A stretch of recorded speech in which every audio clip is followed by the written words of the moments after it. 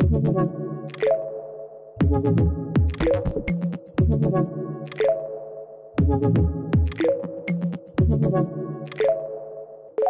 I'm Vince Molinaro, and welcome to the Lead the Future video podcast. I'm so excited to have Gina Bianchini with me, who is the founder and CEO of Mighty Networks, to really talk about leadership at this point in time in our world today. And she comes with tremendous experience in the technology sector, but really her company really focuses on how to support kind of a new era of creative business through community. And thank you, Gina, for joining us. Thanks for having me. Welcome. So let's start off, right? 2020, crazy year. The big term is unprecedented. What have you learned so far? You know, I think today is, at least for us as Canadians, but I think for most of the world, was a 6-month anniversary of the official lockdown. So what's your sense of what are you learning as a leader so far? Yeah, I mean, there is, it's a fascinating moment. So, you know, on one hand, it is a really good idea as a leader, whether it's from, you know, just your natural propensity or from experiences that you've had, if you are comfortable with uncertainty, comfortable with chaos, comfortable with rapid change, this is a moment where all of those things are true. So as a leader, what I think is so important is to acknowledge, you know, the fact that we are in uncharted territory here. And, you know, I'm in California, so the last month for us has been just, you know, joking, but also not joking, a preview of the apocalypse. And what it means to live in a time and a place where each day, each week is bringing new challenges to each of us. So the thing that I'm really fascinated by as a leader, and I even started with, you know, what I woke up this morning thinking about and wrote down. It's I literally take notes every morning, and I have lots of them. I have like a whole stack of them here, you know, what I do and how I take them.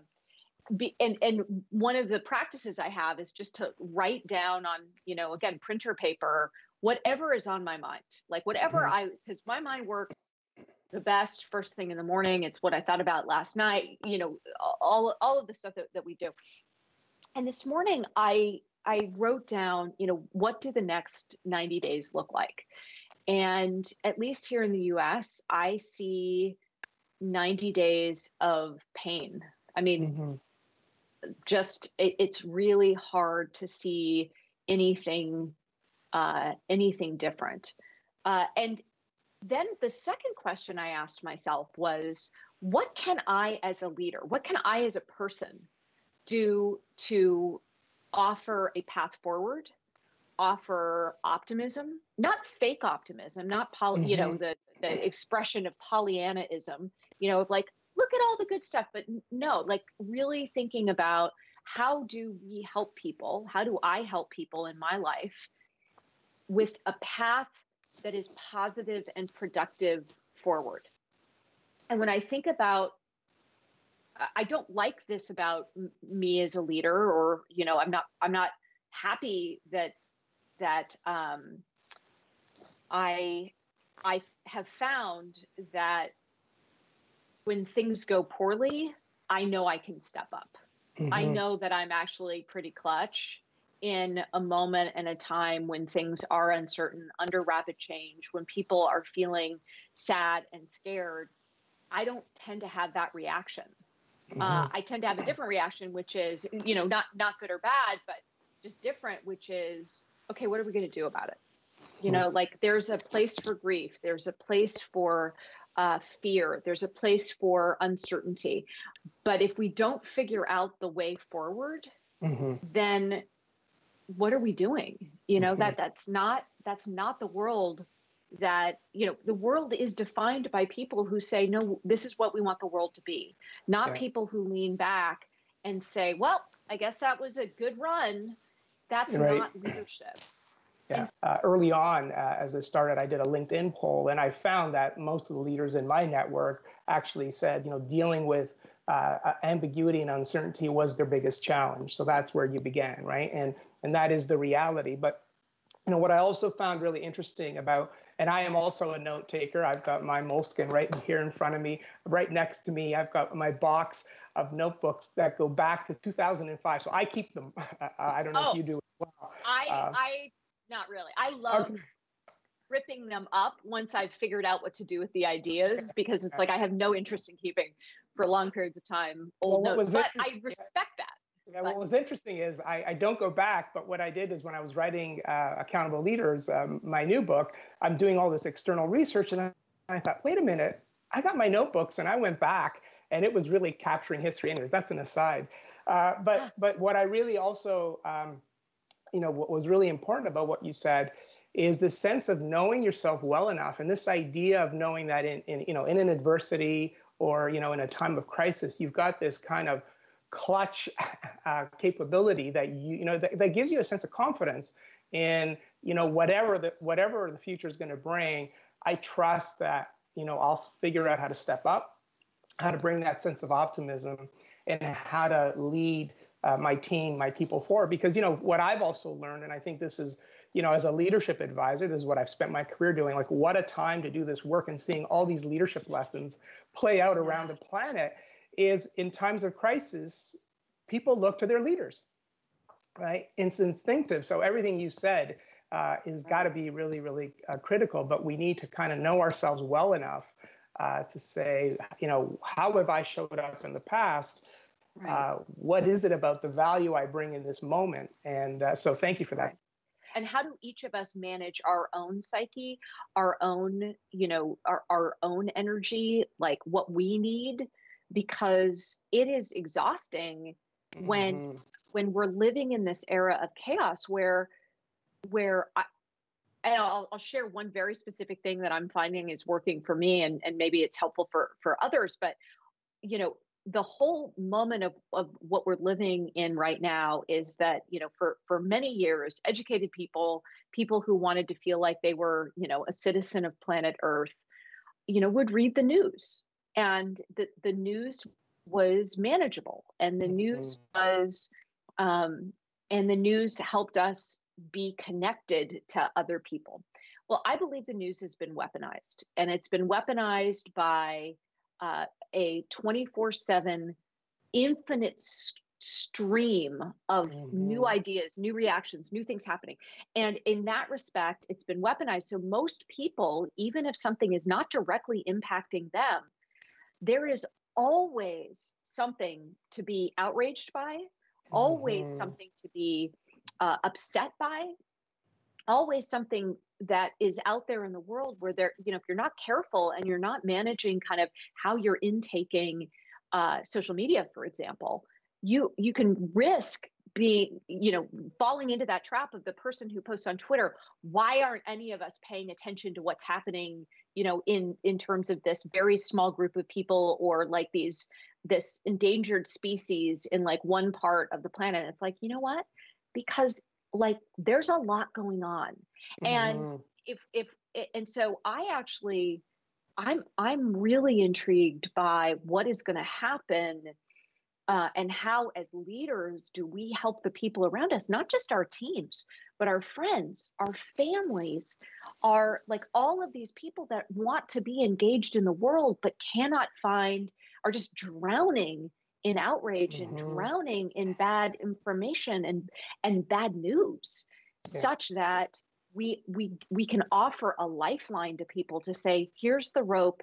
Let us pull you out of this weaponization of something that has been such a part of us, in terms of what it meant to define ourselves as being a good citizen. And I spent a lot of time thinking about this. I know it might not be relevant to our topic, but I don't think I'm coming to the conclusion as I watch, trying to do a bunch of work to bring people into a better space for them to see results and transformation and achieve goals, just how quickly each and every one of us is being pulled back into the just unrelenting stream of bad news. And it's like, we got to manage that, because our productivity, our potential, our outlook on what's possible, it's just being beaten out of us in a way that, again, as leaders, I think if we don't acknowledge that that's the baseline, it's very difficult for us to accomplish our goals with our teams, friends, or family. Yeah, and at this time, it's certainly the conversations I've been having is, particularly now as we're all, most of us are working more remotely and you don't see people as much, you've got to kind of, as a leader, be on top of how are your people kind of handling all of this. Some are faring better. They know how to kind of shut out the noise and shut out the distractions. Others embrace it, quite personally. And so I think, to your point, there is a broader obligation we've got, not just to our teams, but to our family members and others, just to see how are people doing, right? And how are they coping, and helping them reframe. I was going to say that. Yeah, go ahead. Right. Sorry. I was going to say that. I was going to say, I think it's not just how are they showing up, but it's offering, the note I wrote to myself this morning is, what's the counter programming? How do we start to build counter programming to just I mean, at least in California, a literally dark world? Mm-hmm. And the thing I know as a leader or as a human being is, without a news story, without a clear, we can do something about this. Mm-hmm. People give up. Yeah. People get discouraged. People say, well, I guess if that doesn't matter, if that line has been crossed and there's no consequences, then all lines will be crossed. Mm-hmm. And it won't have any consequences, whatever the topic might be. I mean, literally, I can make that statement right now, and you can, every it's like a Rorschach test. It's like I could be talking about anything, because there are so many different things that are, that feel out of control and feel like they're going wrong. Yeah. And, the other thing that, this situation also does is it also serves to kind of divide us and disconnect us. And this is why I think, your work around, community, is so critical today. And I'd like you to speak a little bit about this, because I've for a long time have seen missed opportunities in companies where leaders kind of operate, in divisions, departments, functions. They're kind of, a lot of times they're internally competitive. And I always talked about, there's a real need to build community among leaders in an organization. And that's the work you've been doing, through Mighty Networks and other companies you've been in with. So tell me about, kind of at this moment in time, why community is so important. Right. Sure. So, my personal big purpose and professional big purpose, the thing I get up every morning to think about is, how do we bring people together in new, vibrant communities created so that they can master something interesting or important to themselves. And as a community, we can master something interesting or important to us. The mastery and the connections between people are the common threads in again, the area of the world, the lane I have chosen, and what I'm obsessed with. And so Mighty Networks is a software platform to enable connections between people that are guided and structured so that people can come together, the creator-led or brand or leadership coach-led, and that there's the opportunity to take people on a journey to master something interesting or important to them. And so we do that through community, online courses, memberships, because it turns out people pay attention to what they pay for. Mm-hmm. And when you can charge for a community, it also means that as we call them hosts, I'm a host of a community, we can invest more resources in helping people, and more of those people achieve the results and transformation that they want and can't get on their own. So that's the software piece of it. And then, software is an enabler. Software is going to get better and smarter in this particular area, I believe, over time. But you also then have the strategy piece of it. And for us, the strategy, we call it community design. And the promise of this framework is that it's 5 simple pieces and 5 simple agreements that enable somebody from scratch to create a community so valuable you can charge for it, and so well designed it essentially runs itself. Because the two biggest challenges in objections to building a community are, isn't that going to be a lot of work? And well, what if people are too busy and they don't want to join my community and participate in it? So community design is designed to answer both of those objections with, here's actually how you do it in the simplest way. And the reason I wanted to go into details about both of those pieces, and then really a third piece of what we do at Mighty Networks, is build a community of fellow hosts.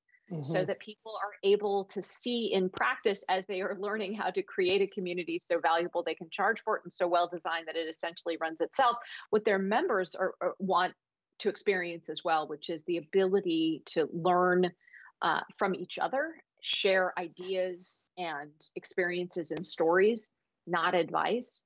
And so that's the work that we do at Mighty Networks. And the reason why community is the single best place to master something interesting or important to us is because, one, a community lets everybody belong to something bigger than themselves, right, to have sort of a bigger common purpose or common goal where it's very clear that we couldn't achieve it on our own. Sure, there's this, the myth of the, person going to the mountaintop and being struck by lightning and gets a great idea, but that's really not how great ideas and innovation and solutions actually happen. The way they actually happen is because of a scene. There's a reason why, and if you look into any great movement or moment where people decided that there was something new and better, it comes out of a physical scene of people coming together and pushing each other towards that common goal, towards that new culture, with those new norms and new expectations. And it's been everything from, if you think about music or political movements, philosophy, art, every single one of tremendous steps up, they come from communities, not from individuals. And yet we love to tell the individual stories because people love people and they love stories of people. Yeah, and it's certainly in the whole leadership area, that's still the dominant model, surprisingly, right? And yet, the things that really matter is when leaders come together in community. And that's what I love about your ideas and your work, is to achieve something you can't achieve on your own.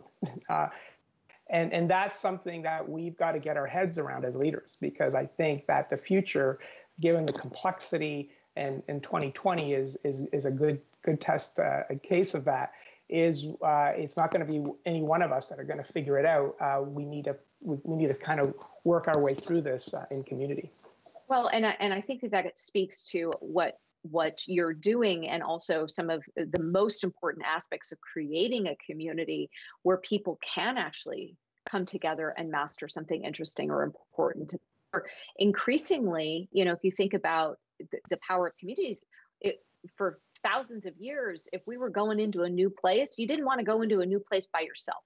You had a tribe, like you had a group of people, so that everybody could be looking around saying, okay, what are we doing here? How is this working? And I think that that's the moment that we're in right now, because all of the playbooks of the past, have been thrown out, and we are in uncharted territory on so many different levels, whether that's, in terms of how you build a business, how you deliver your product or service, how you learn, how your kids learn, how you define your values, your principles, the way that you want to operate in the world.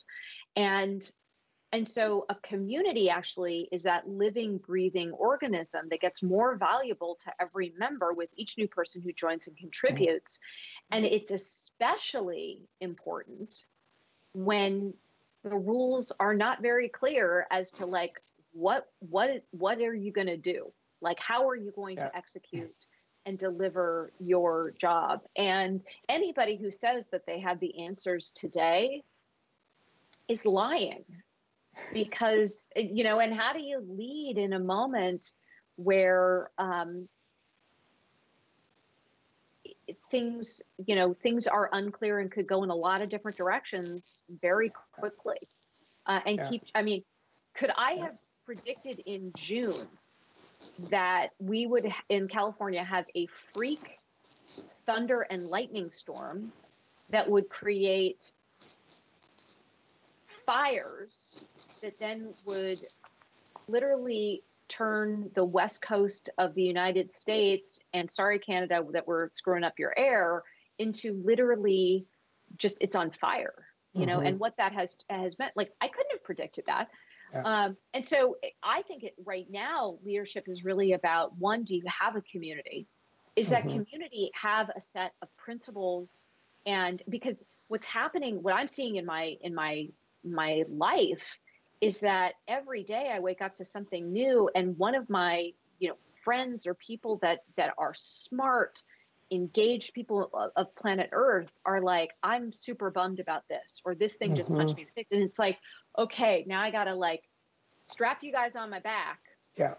Let's go. Yeah. So having a community of fellow leaders that say, okay, we're going to show up in this community, and nobody's we know we have to deal with that outside of our community, whether that's with our team, family, friends, but in this community right now, we're going to share our own vulnerabilities, because you can't make progress. You can't master things without having a level of vulnerability and level setting of where are you actually starting from. But in this community today, in this meeting today, we are going to get everything out on the table and focus on what is the path forward. Yeah. And what I have found, when you've got that vibrant community, the whether it's online, it almost doesn't matter, right? Is that community, there's a real sense, and this is what I've also seen in my clients, of that we have each other's back, right? So there's that vulnerability to the extent that I know I can count on Gina to have my back. And when you've got that, right, you just kind of relax, right? And get on with what you got to get on with, which is, trying to accomplish really transformational things that you can't do by yourself. And that I think is the promise of a community of leaders, for sure. Yeah. So as you think about, because it looks like, certainly like you're saying, not only is 2020 about COVID, it's about economic issues. We've, systemic racism where you are in your part of the world. It's what's happening, to your environment, and the fires and the storms, and it's a lot. And certainly what I think a lot of leaders I'm talking saying, we're going to be in this for a while. And so this idea of having that sense of real resilience and resolve to kind of lead through that, is becoming more and more critical. What's your perspective on that? How do you do it yourself personally, and how do you help kind of strengthen that with your team? Yeah. So personally, I have found that this practice of waking up in the morning, getting some coffee, and sitting down with blank printer paper and a Bic pen, a Bic Uniball pen. That's the pen I like. And literally writing down everything that is in my brain. So for example, I was starting to get, and then staying there long enough to then start to brainstorm. So it was Friday morning, and again, we had a very disconcerting day here in the Bay Area, where literally it felt like we were living on Mars. At one point, my husband said to me, he was like, "Today is our work on our resilience day," because it was like we're living on Mars. And what I wrote down on Friday morning was just all my different fears, all the different things that I felt stuck on, all the things that were scaring me, all the things that were bumming me out. And then I just looked at it, and just putting it on a piece of paper Mm-hmm. meant that I could let it go. Yeah. And for the next 45 minutes, I had probably some of the best ideas that I had had in a few weeks. And I do this every morning. So it's not like there's some days that are, better than others. But I found that by writing everything down, I could get it out of my head. And when my head was cleared with no interruptions, not checking the interwebs, I had better ideas than I had had in a long time. And so that, that has been one of my personal practices. I would say the other one is, just also knowing myself well enough where when I am tired or I am done, I say I'm done, because this is a marathon, not a sprint. And everybody is more independent and more resilient than we give them credit for, including ourselves, including your kids, including your friends, your family. And this is where I just come back to the job I have as a leader is to say there's a path forward for us to take and for us to seize. And I'm going to be as clear as I possibly can be in what that is. And then I'm going to take care of myself so that I can show up for other people as a source of strength, as a source of clarity, as a source of focus. And I want to build my life such that that is how I lead. But it takes discipline, and it takes like waking up every day and saying that over and over and over again to myself. And it doesn't mean that I'm, my Friday night, I texted a friend of mine and I was like, I am so bored of cooking and I am so bored of delivery, which really limited my options to nothing in terms of what I was going to eat. And that was a moment I knew, like, wait a second, I gotta take a step back here. Like, right. I need to make sure that I give myself recovery, and then also, understand that I have more energy in the morning than I do at night. So I build my calendar and schedule it's why we're talking at 7 a.m. my time, because I'm like, I know at 7 a.m. my time, I'm gonna be really excited to talk to you. 7 p.m. my time, I might not be excited to talk to you. You've got, I think there's that discipline to, and that's a theme I've heard, is that there's that personal discipline to have some kind of regular practice. In that case, you jotting down the ideas really kind of helps you, because I think exactly at this moment in time, we're just flooded with what's going on, but just like you say, putting it down on that paper allows you to just kind of look at your situation a little differently, and then knowing yourself well enough to, one of the things I had a leader years ago who said, rest before you get tired, and I've kind of built that into my, a way of operating, because you've got to really know yourself to kind of know where's my energy. And not come at it with bravado. It's knowing I'm not effective right now. And like you, I'm a morning person, not as good in the evening. So I know that. So I'm not booking really critical things when I know I can't be at my best. And we've got to own that as leaders.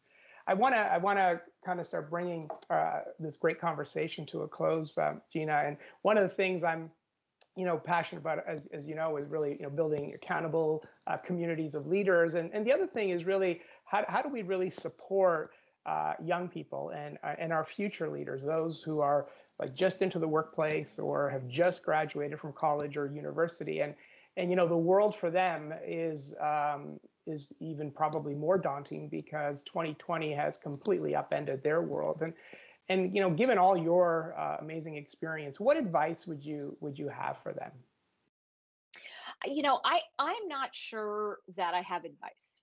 What I would offer are a few of my my own experiences, which are, one, I wish that I understood coming out of college that, one, my job was to help other people look fantastic and be fantastic. I wish I would have really understood that it wasn't about me it was about the contribution that I could make to help other people, you know, get more value.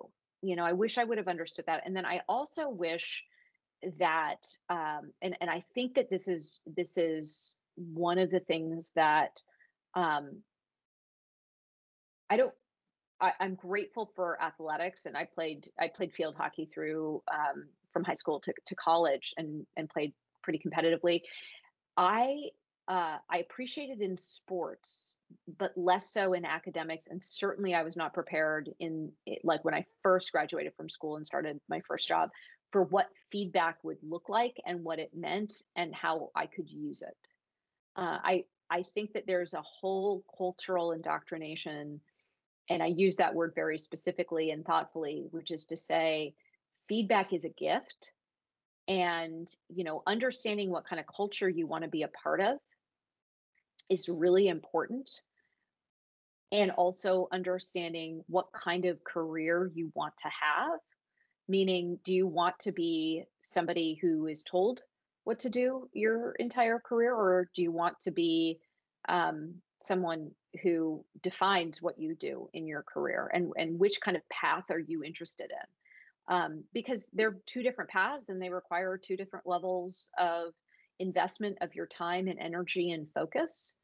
Um, and I think, unfortunately, there's a strain, especially of folks coming out of school right now, of, what's fair or what's unfair, or what's right or what's wrong. And I think what's kind of getting lost is what is it you want to achieve, and what does the world look like when things are fair? Does it mean that we don't have feedback? Does it mean that, you know, people that you work with and for aren't setting bigger and bigger challenges? Because all of those are like, growth is painful. There's a level of pain in growth.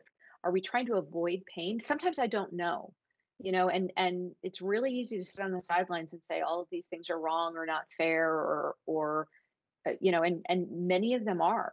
But I keep coming back to, what's the world we're trying to create? What is the culture? What is the norm? So I think about it even less about accountability, and I think more about it as accountability for what? What is it we're building here? Do we have a better vision for, the world that we want to live in? How clear are we making that as leaders, and are we giving the people who work with us and for us a clear picture and a clear context for where we're going? Uh, and and how do we do that better, and how can we help more young people see that it's not good enough to say the way it shouldn't be done, that we actually have to flip to, okay, so what does it look like when we're doing it right? Who's doing it? Like, I love asking the question, who's doing it right? Who's Yeah. doing it right? Yeah. And Yeah. there's a So, lot of people who have a lot of opinions, who can't, about all the ways the world is wrong, and can't answer that question. yeah. Yeah, and I think building on that is, kind of your own lessons, right? Work hard to make those that you work with successful, and then what's the way forward? Back to your original point, what's the perspective that you can provide as a young person?